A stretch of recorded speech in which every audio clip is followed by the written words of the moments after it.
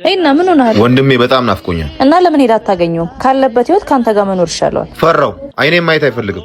ባክህ ስጋ ነው ቆርጦ አይጥልህም። ደግሞ ከዛ ህይወት ካንተ ጋር መኖሩ በስንት ጣዕሙ። እኔ እኮ ነኝ ለዚህ ሁሉ ተጠያቂ።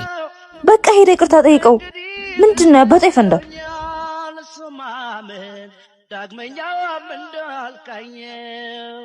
ዮናስ